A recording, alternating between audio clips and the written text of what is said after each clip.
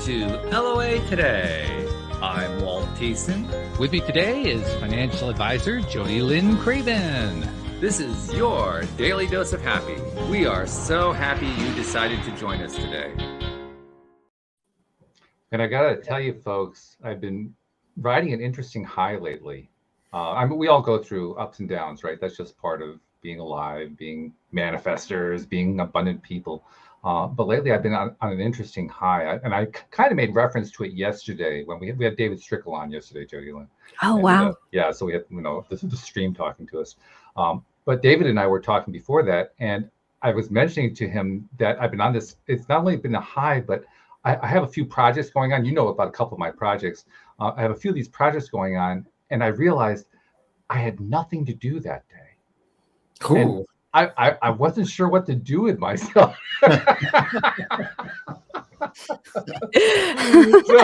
What a great place to be. Yeah. Well, it was confusing, right? I'm such a doer, right? Like so many of us are. I have everything I have to do with nothing to do. Like, holy crap! I took the day today too. So I took the day off and read a book. I haven't done that in ages. I can't remember the last time I read a book. Beautiful. That's so interesting that you say that, because I have been feeling so overwhelmed with things to do because my assistant in my brokerage business has been gone. And then it was just extreme overwhelm because she does everything for me. Literally, I can't live without this woman. She takes care of everything in the background. And then I was like buttoning everything up, getting ready for her to come back.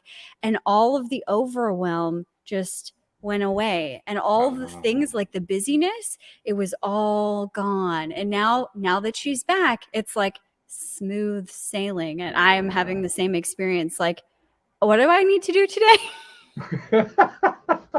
Very interesting. It's when you're not used to it, it's actually kind of a funny place to be because it's disorienting. Yes, because you're not used to it, right? It's like, okay, I should be doing something. Like, check the calendar. Oh, there's nothing there. No, there's got to be something I got to do here. Yeah. Check my to-do list. I think I forgot something. That's right. Yes. I actually did twice just to make sure I had missed something. Now, there is one thing I wanted to remind myself about, and so I'm going to bring it up here. Lately, the last few days, listeners have been hearing messages from me about an event that I've got planned for Wednesday, October 19th. And I want to reiterate it here live on the show, because the announcement that I put up, I realized I didn't really give great details on it, so I wanted to give some details. Because we've talked a lot here. I mean, virtually every guest we ever have, you and I, Jodielynn, I mean, all the other co-hosts, we all talk about the same thing. It all starts with mindset. Mm-hmm. And that mindset is so critical, it's so crucial. And we talk about different ways that we can improve it and why it's so important and how you can make shifts and so forth. But it occurred to me, I mean, I've got all these great people who've been on the show. I have a wonderful listening audience. There ought to be some way I can kind of marshal our efforts to kind of help people with that in some way.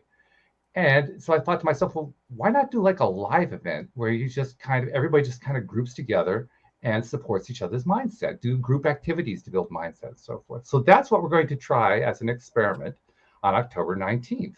I already have about a dozen people who've responded that they want to come. I'm sure more are going to want to come. And I want to invite listeners to anyone who wants to join in to feel free to do that as well. I'll include a link in today's show notes for it. But the webpage you go to in order to register for it, and it's free, is loatoday.net/brain, BRAIN, because we're retraining the brain. We call it the Brain Retrainers Club. So it's an experiment. I don't know what's going to come out of this. I mean, I have a few ideas in mind. A couple of other people have suggested ideas too, but it's going to be fun if nothing else. So. And what does that look like? Is that like a Zoom room? Yeah, it'll be a Zoom room, right? So it'll be a Zoom meeting. Everybody will be able to participate. We're going to do group activities like group appreciations, rampages of appreciations. We're going to be we're going to take a lot of the Abraham Hicks experiments and do some of them. One of the co-authors of the book that I helped edit a few years ago, she's going to do a special presentation where I don't even quite understand what she's doing, but it's some stuff where you're touching your head and doing various things to help improve. I have no idea what that was about, but hey, it's an experiment, right? So you try things just to see I'll do it. Yeah.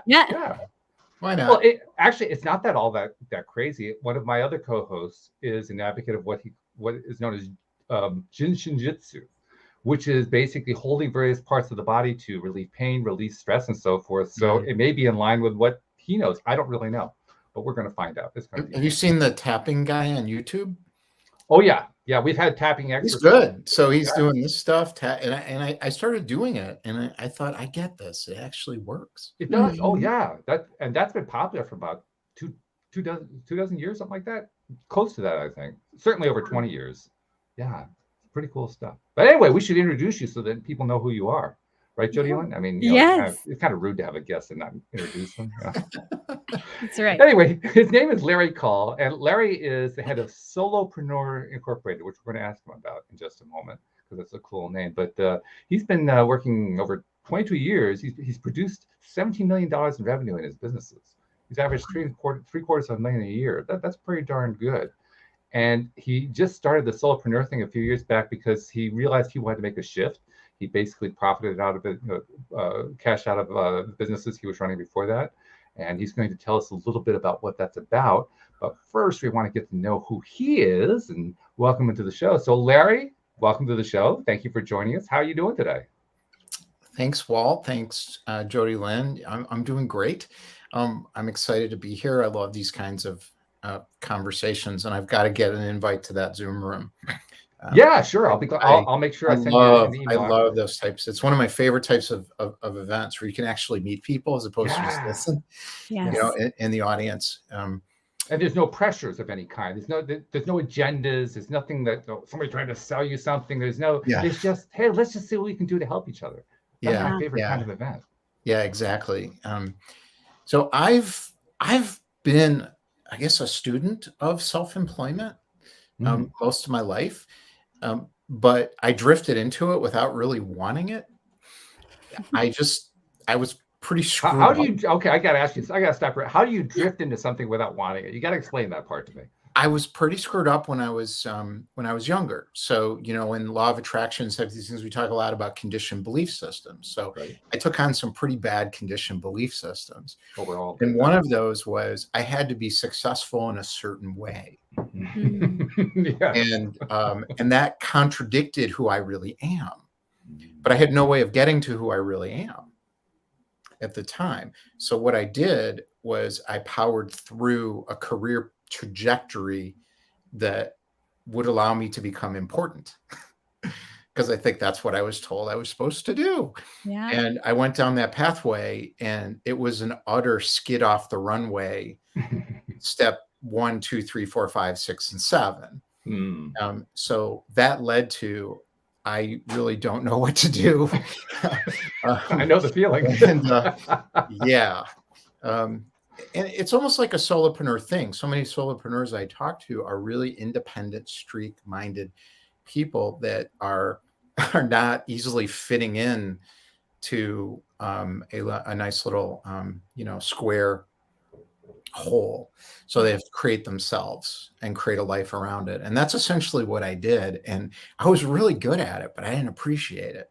So I was always good at like building businesses and doing sales and lead generation, all those kinds of things. But I didn't see value in that. It was just what I was able to do because I wasn't able to do the thing that I thought I was supposed to do. Well, I discovered through, obviously, like we've all done a lot of personal development work, you can't do that. You can't get here without doing that stuff, right? Because you've got to unwind a lot of these conditioned belief systems and really get to the heart of them inside yourself and go, I like the, take the red pill and see how deep the rabbit hole goes from the Matrix. Like I'm like, oh, okay, I took the red pill. Now I got to go. Who knows what's down there, but I'm going, right? Yeah. I'm sliding down deep. So what came out of the other side was embracing this and then recognizing that the business I had, which I still have, which I've turned over to somebody to run, was not the right business for me to build. And that's what 2 years ago led to, I'm going to find a different way to do this. And that's what kind of led to this. Wow. Very good. And distinguish between a solopreneur and an entrepreneur so we know what we're talking about here. So a solopreneur and entrepreneur are very different to me. So an entrepreneur is someone with a idea that can be turned into a product and maybe beta tested out in the marketplace, and based on its success can attract capital, and that allows that person to scale. And usually they turn over control of the business in return for capital at some point in pursuit of a financial exit. And there's a career path for this. You know, the top level, you go to Stanford, and then you go to an incubator, and then you do that. It's all laid out for you. Mm-hmm. Now, solopreneur to me is someone where, for whatever reason, you know, maybe they aged out, maybe they never aged in, maybe they never wanted to age in, you know, I mean, who knows? But for whatever reason, they saw something that they really wanted to do. Mm-hmm. And it has to do with who they want to become as well. So then they're launched out into the marketplace. Well, guess what the product is? You. It's you. Well, if the product's you got to operate a little differently than if the product's a piece of software. So you need a totally different kind of support system and pathway, because Stanford Business School, as great as it is, isn't going to work for you. Not really, no. I like the way that you put that.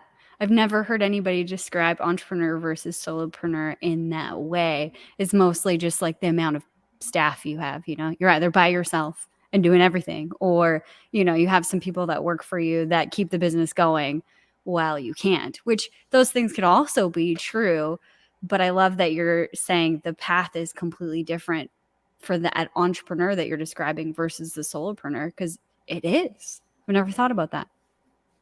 You know, it's interesting to see it and watch it and what people do, because, you know, the solopreneur has there's stages of development, and what I call stage 5 is basically you're making some decisions around how to scale. Solopreneur scale what? Well, yeah, you got to scale something. So at some point, you have figured out what you really want to be doing and what you'll be focusing on. And you've built the right kind of company. We call it build from company from the inside out. Then you build the company with the market, so people actually buy what you're selling. And then you develop your offer. So you have really good solid offers. Then you develop your revenue system. We call it an organic revenue farm. So you've got, you know, business and so on coming in. And then there's a phase where you got to look up and say, what do I want to spend my time doing? Well, now, is it just going to be me? Is it going to be me with a small VA team? Is it going to be me with a small virtual team? Is it going to be me with a partner or a barter partner or some staff? Still in the solopreneur world, but now you're just scaling. How do I scale? Do I scale my product? Do I scale the way I deliver my product? One-to-many systems. There's all kinds of ways today to do it. I mean, there's thousands of ways to scale a solopreneur business. But at heart, it's still a solopreneur business to me. Yeah. So how do you know which way is the best way? Sorry, Walt. No, I think it's a good question. I like it. Well, when you start, so we call it build the business from the inside out first. So how do you do that? Well, you start with your power. So I like archetypal energy development. So you figure out what it is. There's 12 of them. And then you figure out the impact of that out in the world. So that's what you're supposed to bring, you know, out to the world. And then you do what you call find your zone, which is, what do I really want to be spending my time doing? And there's a great book called Spark Types that helped me kind of get to this. And I've welded in, you know, a couple other ideas, but that's kind of the anchor for me. And I think there's 12 spark types. You figure out primary and your secondary. It tells you what you want to be doing all day. And then from there, you really got a good starting point, along with some other elements, to figure out kind of what that company needs to look like. So for example, I'm what's called Maven/Sage. That's a problem. Why? Because I don't want to do anything. I want to learn stuff and provide insight to other people. So I have to build a company that will do something, but I'm not the one who can do that. So I have a partner. So I found someone I've worked with for a long time who's that other half of this. So he's a creator. He's a creator sage. He wants to build the systems. Now that's why it works. So you've got to look at kind of who you're. So I don't want to scale my work time. I want to do more group education and things like that, as opposed to lots of like one-on-one coaching or leading a movement or a team or something like that. So I think knowing who you are gets you to the what does the company need to be, later. And of course, everyone skips that step. Well, you got me thinking about it, actually. And I'm thinking about it in two different ways at the same time that don't necessarily play well together. Because on the one hand, I'm thinking, wow, I'd really like to know which one of those 12 I am. And on the other hand, I'm thinking, oh, God, it's another one of those things that somebody put together. Oh, here's what the labels are. Do I really want to do that again? And I'm feeling both of those at the same time. Yeah. It's confusing a little bit, but it's also intriguing. What about you, Jodielynn? When you thought about, when you heard him describing these first one or two out of 12 different archetypes, what would you think? Well, I've heard of different archetypes. I've never done the test that you were talking about, but it's interesting the timing of this conversation because sort of on the archetype stream last week and this week on our YouTube show that I'm a part of, we were doing human design. Human design talks a lot about the ideal person that you are, who you're supposed to be in this lifetime. And I love the concept of knowing who you are and building it from there, because we see so many entrepreneurs trying to fit themselves into someone else's box. It needs to be this way. And I'm learning that more and more, diving into human design of how I operate and why I'm here. I'm kind of like you, Larry. I want to share the knowledge. That's one of the things that I bring to the world, is this knowledge and in-depth knowledge. So I love speaking. I love podcasts. I could do just this all day long. But it's interesting because on my coaching business, outside of my financial brokerage, I have a coaching business, which is teaching all about abundance and abundance consciousness. That has been the roadblock in that business, is how do you scale that? Because, I have programs, but it's the knowledge from within that I have learned and who I have become because of all of this knowledge that I have the deep desire to share. So it's like, do I do a product and go this route? And I have a product now, and how do I do that? What do I do? So I think starting from that within place with everything in life, I'm a big advocate for that. I like what you're saying, but I also see, Walt, that we do get stuck in these labels of, and maybe it's this archetype and I have to be like this, or these are the things. And I'm learning, it's always a process, right?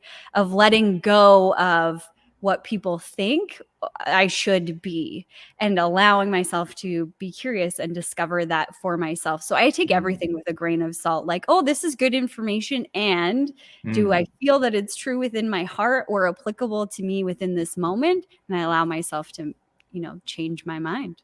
It's funny you mentioned human design too, because Cynthia Chavez actually was the one who introduced me to human design. Yeah. And she did the calculation on me and told me I was a manifesting generator. And I said, okay, what do I do with that?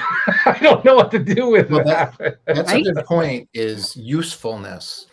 Yes. So the idea of these frameworks to me is a guide to discover yourself, as opposed to take on someone else's belief system about you. So it's got to ring true. But I think the good ones are pretty accurate. At least that's been my experience. Yeah. So I'm talking about two different ones here. I'm talking about the archetypal energy from Margaret Mead and Carol Pearson from Young and Rubicon, a big ad agency. So they developed this. It's called the market management of meaning for brands. And I've applied that to being solopreneur. And then the other one is the Spark type, which is about what do you like to do, from Jonathan Fields. So I go to the archetype one first. So how did it work for me? What was the impact? So when I figured out through the test, whatever, that, Walt's kind of on the fence about, do I want to take another test? Well, it's got to be useful or no, right? And if it doesn't resonate, then okay, well, move on. But for me, it really did. So what came up was what's called magician, primary, and then second, outlaw. And so what does that mean? Well, and then my partner took it. He's a magician creator, magician architect. And we looked at each other and we're like, damn, there's something here. So I started delving into it. Well, now I know what I'm supposed to do. So what does a magician do in history? What is the archetype energy? What is that archetypal energy channel, basically? It channels for people who have a desire for mastery, that can't tolerate sitting in incompleteness, being stuck, or feeling powerless. It channels a alchemic solution, a bridge towards achievement. So we figured out our market. So who's our market? It's solopreneurs who want achievement. Yeah. And are willing to take the risks and move forward.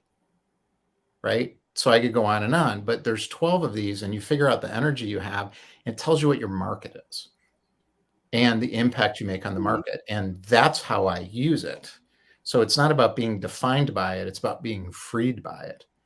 Because part of being self-employed is you got to figure out who your market is, and you get one. You can't serve the whole universe. And I think the traditional mechanisms frustration, work very well. It'll work great. If you like to be frustrated, if you like to be disappointed, then you can try to serve the whole universe. You can do whatever you want. Yeah, that's right. You can. I forget who I heard say this. Would you rather be happy or right? And at certain points in my life, I would rather be right. Mm-hmm. Yeah. If I'm honest with you, now, I would rather be happy. So I've learned to, the concept of, beginner mind and opening up my mind, listening to other people is very hard for me at first. Yeah. I like how you're putting this in context, because going through that human design process was also freeing for me. Walt, I got a human design expert to read the chart to me, because I was like, yeah, so what now? What? Yeah. And that just happened last week. But for me, it made a lot of things clear. It was things that I knew. So a quick example of this is one of the centers that is not defined for me talks about proving your worth, or like proving yourself. And so that center is not defined for me. And what that means is that I'm not here to prove anything.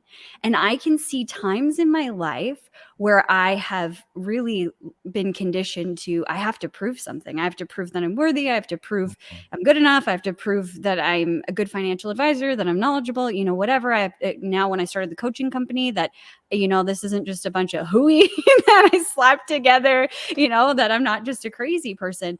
And the more that I try and prove that the fluid money blueprint that I teach works, or that this works, or that I'm good enough, the more resistance I experience in my universe. The more that I sit back and allow, just, this is what it is. This is what I created. Do you want it or not? The more that I step into that power and understand that about myself, the easier things become for me. So that was mind-blowing and freeing, like you said, Larry, for me, seeing that, and when I am trying to prove something, I'm completely out of alignment. So it was a good shift for me. Which makes a lot of sense. That's what we're taught. I mean, let's be honest. Everybody in society is taught you must prove whatever it is, X, Y, Z. We're all in the business of proving things. So of course you're being taught that. Yeah. And it's interesting with law of attraction when you start to really understand how it works by doing it, because you can't really understand this by reading a book about it. That's right. When you actually start doing these things and you realize what really is it, and how does it work? And I think it probably does vary from person to person. One of the things that happened to me was my peripheral view opened up. So all of a sudden I saw things that were right in front of me anyways, and recognized it's all there already. So I don't really have to try that hard, but I have to learn a lot of skills and build some hard skills. So, on the other side of opportunity is hard work. So I think a lot of people think of the law of attraction as you're somehow manifesting money that just goes in your bank account, and I saw this guy on I don't know what I was so mad at him, but it was like TikTok or YouTube, and he's manifest the money, and I'm like, for only $1,000, I can help you. Yeah. And I'm like, oh my God, it's work, but you know what work to do, and the tools kind of like reveal themselves to you, like Louise Hay, who's someone I really didn't know about or resonate with that much. I finished one of her books this morning, actually, and it was really important in that moment that I read that book. And a friend of mine said, oh, you really should read this book, because she was listening to me, and I think she saw it. So I'm open to this. And that's, I think, what this is really about. It's, about getting out of your own way. Mhm. It's very simple, isn't all of this stuff? Like at the end of the day. Well, it's simple. We make it complicated. Exactly. It's simple, but it's not easy. For whatever reason, Not easy. we find stuff it's not easy. But it's also simple. You can explain it in 5 minutes. And then you spend the next 5 years trying to explain why you're having so much trouble with it. Yeah. Or why you just can't let it go.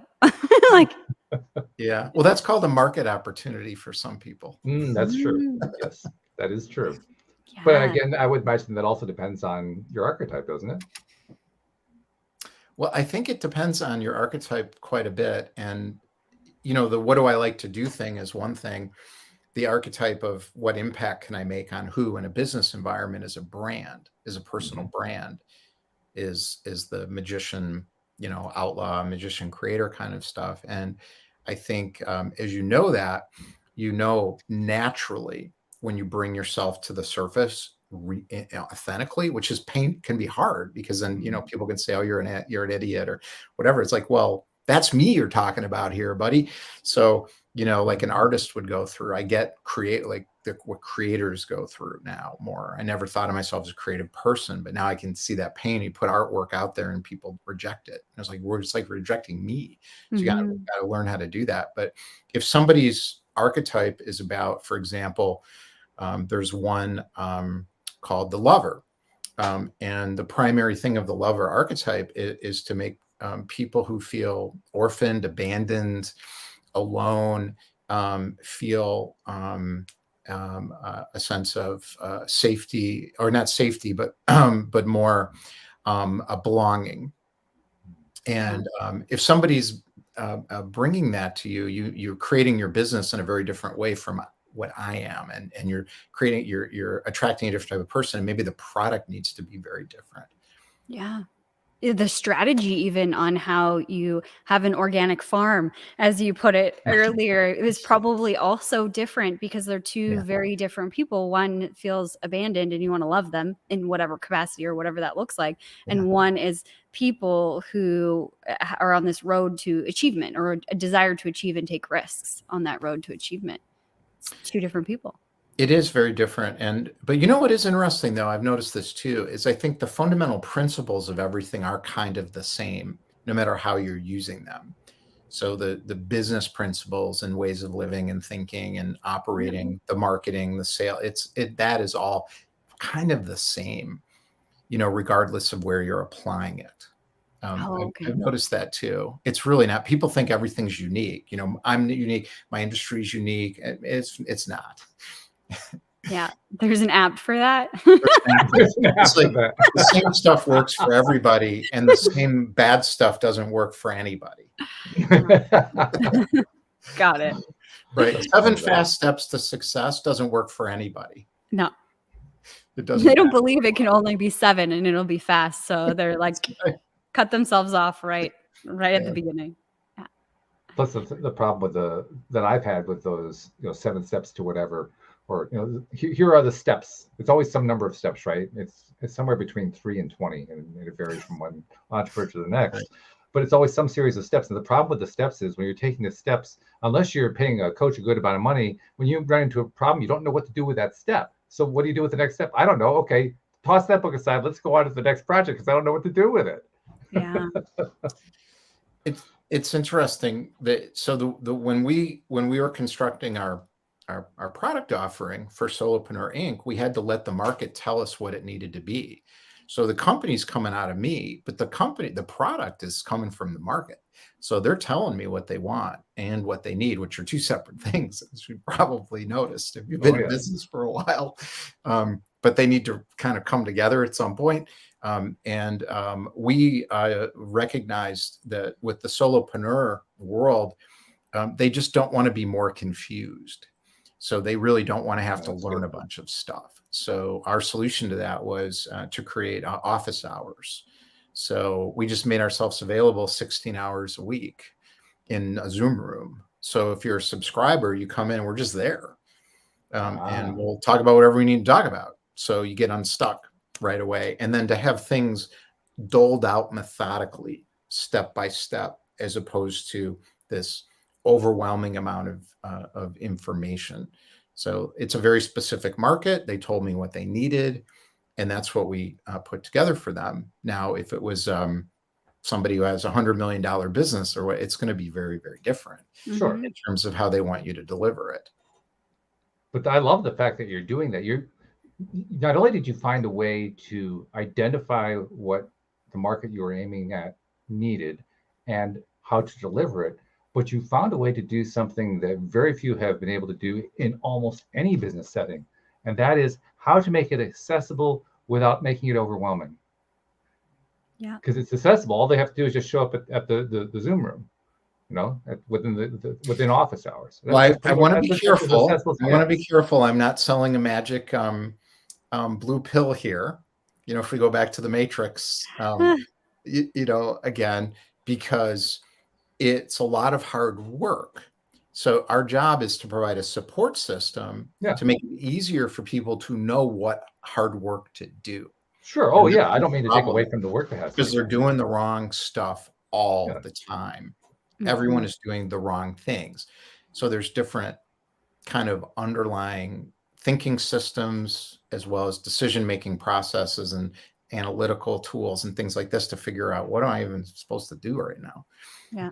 That becomes really important. But there's no easy solution. It's all hard work. You guys know that. We all know that. But we have that other brain, that's looking for the pill and the easy answer all the time. It's just there's no escaping that. There's a piece of us that wants to have that bank account that just fills up with the money, like you were describing earlier. Of course, just manifest it. Just manifest it. It'll just come.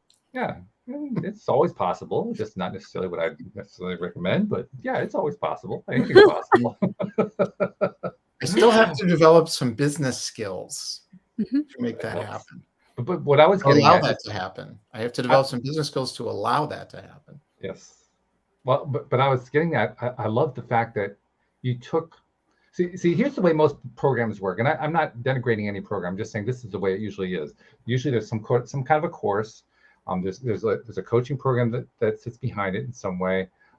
There are maybe some intermediate steps in there, and when you want to transverse the course, when you want to travel through it and learn it and so forth, and learn whatever it is the teacher is trying to teach you, you work within the constraints of what that has to offer. The problem is you're working within the constraints of what it has to offer. And I'm not saying that that's bad. I'm just saying that's what you sometimes are running into. And you figured out a way to get around that. And I'm admiring that. I think it's pretty cool that you figured out a way to just kind of break through the constraints and say, look, we're just going to solve the problem when you have a problem that comes up and you can't figure out what to do with it. Mm-hmm.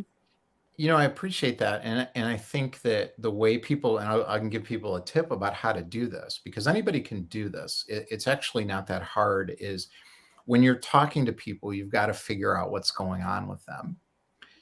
And I like the Steve Jobs idea of, I'm not going to ask people, or Henry, you're talking about Henry Ford, I'm not going to ask people what they want because they'll just tell me they want a faster horse, so Steve Jobs understood what they really wanted from the iPhone and the iPod and all these things he created, because he knew people inside out.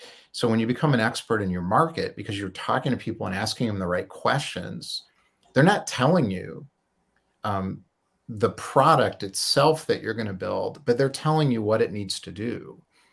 And when you understand that, then you can start to see, oh my God, we got to do this. My partner came up with the idea. He's like, what if we did some office hour things so they didn't have to go a week, before they could talk to us? And I was like, oh, how can we do that? But you can't do that if you don't fully understand what people are thinking and what they really need, and their barriers and belief systems and blockers, and that have gotten them to where they are, which is not where they want to be, in the context of what you can do for them. And everything comes out of that. That's been my experience. And I've never done it like this before. This is all new for me in the last 2 years. So before, I came up with an idea and I said, this is it. And I pushed it out into the marketplace and I tried to talk people into paying me. Yeah. I've been doing that my whole life. How's the new approach working? It's better than that. It's interesting because it's not just about money for me now. Obviously, I want to make enough money to cover my lifestyle, but we are going very slow with this. So it's still a pretty young new business. We are gating the amount of customers we will take, and it limits the amount of immediate revenue we can build because we want to get results and we want to enjoy doing it. Mm-hmm. So I'm not going to unleash the floodgates and really push hard, out into the marketplace. So it's kind of what, you guys were talk about a lot as well on the podcast. It's, the time will come when it's ready, basically. And I think this is a different way to do things as well. And some people, unfortunately, they may not have the luxury to do that. But, I'm looking to make a lot of money. So I'm not afraid of money. I want to make a lot of money, but I want to do it in a way that makes me happy, as opposed to creates a lot of pain and stress, because I feel like, how am I going to service all these people? Mm-hmm. And then they're going to hate me and it's going to fall apart. And, I'm a liar. And, I don't want to go through all that. It's not sustainable. Yeah. Well, it also raises a very interesting question that we've talked about quite a bit. And I'm curious to know what your take is on this. If you want to pursue doing something that you love, actually, it's a two-part question. First, how do you figure out what that is? And second of all, how do you do it? Yeah, I think there's a lot of, I don't want to call it lying. I just think it's more misunderstanding.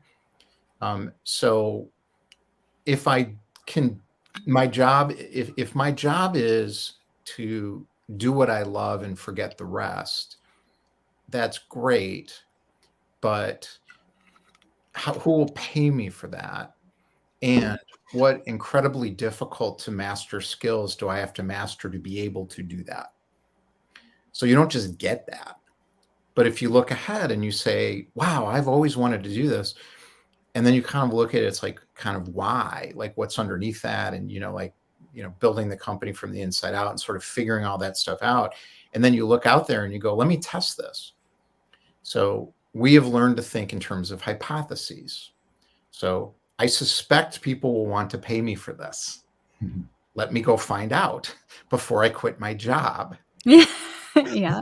Right. So you go out and you have what we call them connection conversations. And there's a journalistic oriented framework for getting the information, interviewing, building connection. Sure, that can turn into a sales conversation, but it's also a way to figure out if you're on track. And then you got to look at it and say, is there a market here? Is it a burning desire where they've got to change? They got to buy something. They got to fix this problem. Can I fulfill that profitably in a way that I can afford to build? There's all those questions you got to go through, I think, as opposed to, I've always wanted to be a ballerina. Now I'm going to go be a ballerina and I'm moving to New York. It's just not going to work. For some, maybe it will, because you're so talented that you can do anything. The top 1% can do anything. So if you're in the top 1% of any field, you will succeed. Yeah. They need you so badly. Like if you're a great scriptwriter, like screenwriter, you move to Hollywood, you're going to sell a screenplay because they're desperate, because there's so many crappy ones. Yeah. Coming across their desk. Eventually, they're going to see you. But what about the 99% who aren't? They're, pretty good. It's different. So we all gear in on the top 1%. It's a very good point. And we're also kind of leaning in on something near and dear to my heart, because for years I was trying to figure out, well, I love doing the podcast. How do I monetize it? And I actually got to the point, probably I'd say within the last year or two, where I decided, you know what, I don't really want to monetize the podcast because I don't want to spoil it. Because I've been through that. But my wife went through it particularly. She has a gardening service maintenance business that I'm now running for her. And she got to the point running the business end where she came to hate gardening. And she loves gardening. But the business was just, she was just so, it was such an anathema to even consider it, that all of a sudden gardening became a chore rather than a love. And it wasn't until she's now retired. It wasn't until she retired that she regained her love of gardening. Gardening became a chore. So I kind of got worried about the same thing with the podcast, because I mean, I knew you could do coaching. I knew you could do, there's a lot of things you could do. You could put up merchandise. I didn't want to do any of them. I didn't like the idea of doing any of them. And I was really concerned that if I did any of them, all of a sudden the podcast was going to start feeling cheap to me. Yeah, that's great. And that's kind of our core philosophy too. So the idea, you know, our sort of our tagline or our slogan is around this idea of, you know, make enough income to support your lifestyle, support the lifestyle that you want, but without compromising your happiness. And then you define happiness. Because I don't see success as I made all of this money doing this thing, so my business is a success. Because then I'm looking at it and I'm like, do you feel secure in it? Because I didn't. I was making a ton of money. I felt insecure all the time because I was always chasing my next client, because I hadn't built a whole like machine or personal brand, all that stuff. I don't understand any of that. So I felt very insecure. The income was up and down.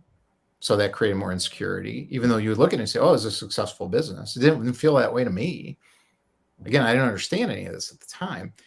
I hated what I did because I really didn't like client service. You know, I like learning stuff and I like talking about it with other people, and I want them to have insight and help them shift their thinking and live a better life and all this stuff. My clients didn't want any of that. They didn't want any part of it. They're like, stop talking. Get us more revenue. It was a company. Like, they don't want to hear it. They don't want to learn anything. They wanted us to just do the work and get results. And I was like, oh my God, this is so awful. So I built a company I didn't like.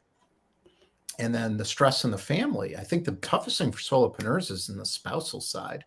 So you think it's tough for the solopreneur. It's even worse for the spouse, who's kind of like, can we go on vacation or not?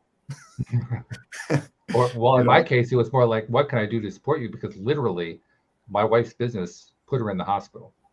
Wow. I'm not exaggerating. Wow. Yeah. It's not uncommon. I think it's, and, you know, we were talking about conditioned belief systems. And I think, you know, we talk about practices. So we have projects, like, you know, you build the company from the inside out as a project, build a company with the market as a project, building this organic revenue farm as a project. A practice is what you do throughout the day. And one of the big practices we call reality-based thinking. And that's really important for entrepreneurs and solopreneurs. And that avoids the situation you're talking about with your wife, where you learn how to build a detached observer muscle so you can see what's actually happening inside yourself and around you. And then you look and you're like, wow, this is awful. Well, you don't do anything about it. You just observe that. And you're like, oh, it's awful. Okay. Better pay attention. Delaying gratification. Okay, well, I can't solve the problem right away, but I'm going to start formulating, you know, a solution. Suspending judgment. I'm not a bad person. They're not a bad person. It's just, this is where I got myself. So I think those practices, and you know, most people don't want to do that part, but I think more and more do. And, you know, I'm kind of deliberately melding that into everything that we do, because I think it is the differentiator. So the kinds of stuff you're talking about on the podcast, and those are the things that really matter. It's that fundamental mind shift. And we all know the principles. They're not hiding. You can go on YouTube and Google how to live a good life, how to be successful, and it all pops up. It's all the same stuff that I read, and I'm doing it, but I'm doing it. That's maybe the difference. Well, there's also something too that happened. Excuse me, Jodielynn, I want to just finish this part of the story. There's also something else that I learned in addition to what you were talking about when helping my wife, because yes, I did have to kind of develop that objective viewpoint. And yes, I had to kind of delay the gratification and so forth, but I also had to do something else. I also had to let go of the idea that I had to help her to make her business succeed. I had to let go of that and realize, you know what, this may not be a good fit for her. It just may not be a good fit. And what can I do to help her out of it? What can I do to help her? And ultimately, our solution was me taking over the business, even though I know nothing about gardening. I just know how to run a business. Yeah. Fortunately, we have a great staff. Otherwise, I couldn't possibly do it. I mean, give me their garden, forget it. I'm going to kill every plant that's in it. But you know, as long as I'm in the office side, it's okay. Everything works just fine. You send the professional gardeners out who know what they're doing.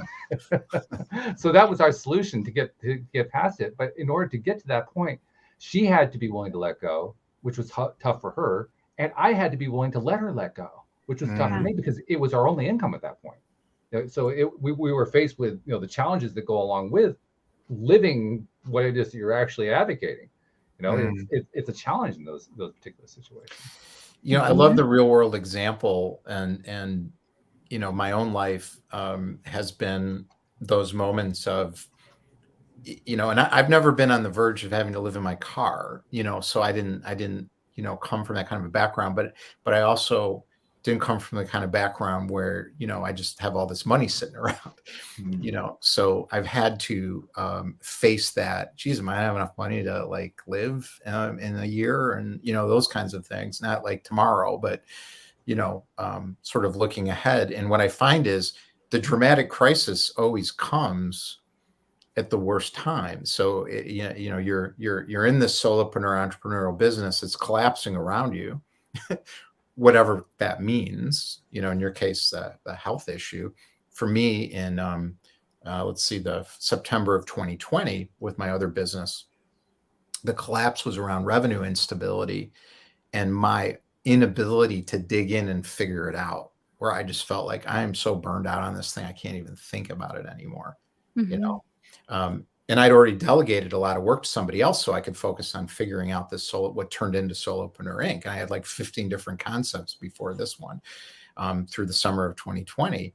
And, you know, that was not what I wanted to have happen, because I was right on the verge of starting to figure some stuff out. And all of a sudden my income was going away or going way down from that business situation. And the decision to cut the cord on that, have somebody run it for me and pay them and take a huge income hit, use retirement money to build this, is an act of faith. Why did I do that? Desperation. Because keeping the money, I knew I would drive that business into the ground, and then there'd be nothing. So I love, this is not easy. So you don't get into this mindset shifts in moments in the sunshine, dancing around with the daisies around you. It's at the worst possible time. And then you have to lean in and say, I'm in or I'm out. Like, I'm either going to make these changes, or for me, I'm going to like implode if I don't change. And then I make the change, but it's got to be that bad. Until I go, awful familiar. Awful familiar. I'm familiar.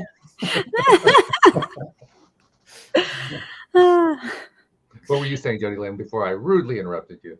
Oh, no, it's all good. I think it's so fascinating how, you know, it's got to be that awful point where before we like turn inward or whatever. It's, you know, it's so hard, or it's so hard for people to go within. They're like, no, just give me like a face cream that'll just fix it. You know, like, I just want the pill, you know, like, is there one? Have you seen one yet? Yeah.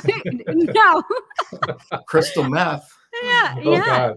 You know, I mean, it's so interesting how we we don't want to go within and look at those things because of the way that we've been conditioned, I believe, to judge ourselves or attach meaning to it or whatever. And I go through the same things that you guys were talking about in my my career as an entrepreneur or a solopreneur or whatever with my brokerage business, I almost killed myself just being so unhealthy and just adrenal fatigue. And I kept getting this message that if I kept going the way that I was going, I would end up similar to my mom. My mom is manic depressive and bipolar. So she has these upswings she used to have these upswings that were like 24 hours work and then complete crash. And I was following in those exact footsteps. I could see that pattern. And it was like a crash and burn scenario of, I realized I, torched my life. And I was the only one that could take responsibility because I was the common denominator. But it's interesting that fear that we have of looking within to see what's going on first. Wow. And there's so much brain science on this. And it's like, as I've delved into it, further and further, I realized, it's not just me. It's kind of like everybody. And it's interesting when there's a great podcast I love called Founders, the Founders Misfit Feed. And you know it? Yeah, I'm aware of it. Oh my God, I love it. So he reads, for people who don't know, I'm forgetting his name, but he reads biographies of successful people with like this animated enthusiasm beyond anything I've ever seen before. I mean, he's obsessed with these biographies, and he'll go on for an hour and a half. These are long. I like long form podcasts myself, and I'm obsessed with podcasts. And what I love about it is he connects themes between all of the authors, and he's started hundreds of these things. So, I'm listening to all of them, and I'm like, oh my God, every single one of them, there's a horror story in there. And there's an other side of the horror story, but people only see the other side of the horror story. But you think about that person at that moment in time was about to lose everything, everything, or worse. And they went through the other side because they had the resilience, they had the work ethic, and they had the belief in the mission of what they were doing. And now what I would add to it, because he says those are the two big themes, it's the mission, the vision, and then the work ethic, the tenacity, the ability to suffer basically through the tough stuff. I would add another part is this detached observer, kind of accepting incompleteness, putting a pause on things, being able to open your mind and problem solve. I think that's probably almost always, I bet that's always there as well. I think that component, in other words, what that really means to me is you're separated from your conditioned thinking. So your brain is no longer running you. You're able to kind of like slow it down and separate a bit and see, okay, what's really going on here? Because I think if someone can't problem solve like that, they probably can't get themselves out of that catastrophe. Yeah. It's just so sped up. You can't do it. Man, why don't they teach this stuff in school? I know. Like, there's so many things I've been thinking about. More important? What is there that's more know, important than understanding you and how you operate and why you operate that way and how to step away, detach that thinking like you were talking about? These are all fundamental life skills that will either like make or break your path. You're going to learn it one way or another. But you know the rule about college: those who can do, those who can't teach. That's how they end up being college professors. That's right. Yeah. I'm not kidding. It's really true. Yeah. It's so frustrating. And I don't know why. I mean, I think there's a fundamental just problem in the whole society. Yeah. And there's a misunderstanding of what success is and what matters and what it takes to get there, because we're obsessed with achievement of mastery of skills and things like that. And there's nothing wrong with that. It's just that's not a life. That's not the fundamental. But that's what we're teaching everybody. We teach up here. Yes. Right. That's it. And there's a whole movement of people who are looking at it differently, and it's not a small group anymore. No, it's growing. But now it's a growing movement. Yeah. I mean, we wouldn't be on this podcast. It's fun being a part of that movement, actually. I think it's amazing because this stuff is everywhere now. You can't escape it. You go on YouTube and there's somebody talking about what we're talking about. You're talking about it. Everybody's, but it's still a subculture. Yeah. It is not impacted. It takes a long time to shift a society. And I think my hope is someday, after the resistance breaks down and maybe a couple generations die off, the younger generation's going to pull this into the mainstream and say, let's blow this place up and do it differently. I'll tell you, I That would be honestly my think hope. it's happening faster than that. I get what you're saying, but from where I'm now, maybe this is just because I'm sitting kind of in the middle of it by doing this podcast and having amazing people like you on here and Jodielynn who understand the value of going to the heart rather than the mind and realizing that they're actually connected. They work together and stuff like that. Yeah. But I'm seeing a whole lot of people moving in that direction. I mean, like lots and lots and lots of people. We were commenting earlier this week. We had another physician on the show on Monday, and we've had a lot of physicians on the show. Jodielynn, I think you and I have actually interviewed a couple of them together. A whole bunch of them this year for the first time ever.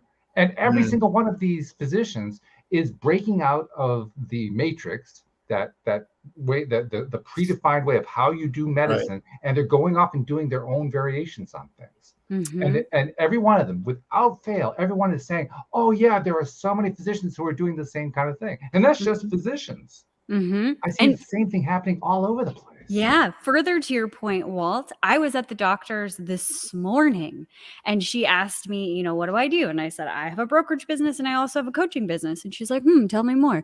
And I was like, what do you coach on? I coach people in terms of abundance, consciousness, so their relationship with money. And she's like, that's so valuable. I'm glad that you're teaching that, because the mindset around money, I've started to notice this, that, people have a bad relationship. And she started telling me all these stories about her and her husband and all of these things. And I'm like, yeah, that's why I started teaching it. Yeah. But a doctor who I've met like twice started talking about the mindset and the relationship and relationship with self. Like we had this deep, philosophical conversation while I was in the doctor's office this morning.